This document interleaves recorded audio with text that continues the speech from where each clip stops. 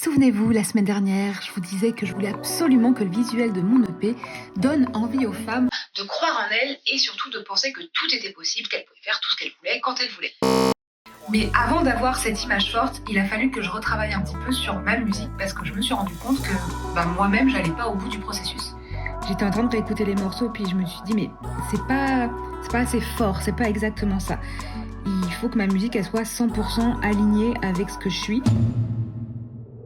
Donc j'ai entrepris ce chantier de revoir les prods, de revoir les textes, de revoir quelle était l'intention précise dans ma direction artistique, virer ce qui était un petit peu trop lisse et garder surtout le son brut, le son affirmé. Et je t'avoue que c'était un petit peu flippant de reprendre un projet à ce stade-là, mais c'était absolument nécessaire parce que sinon, c'était timide en fait. À partir de là, c'est devenu beaucoup plus limpide et notamment pour le visuel de l'EP. Je voulais que ce visuel incarne vraiment l'assurance et la vulnérabilité en même temps.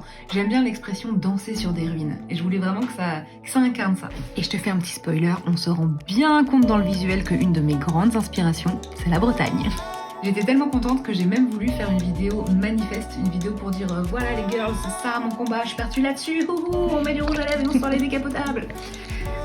Donc j'ai fait une vidéo pour questionner un peu comment la communication et les messages de l'histoire ont fait que les femmes en étaient là aujourd'hui et de qu'est-ce qu'on pouvait faire de mieux pour remettre un peu les forces des femmes au goût du jour, ce que j'appelle les forces douces.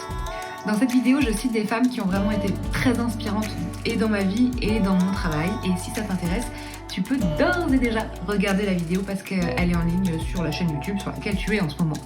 Et ça va d'autant plus t'intéresser que dans cette vidéo, il y a une artiste en particulier que je cite, que je montre, que j'adore. C'est un peu perché, mais j'adore.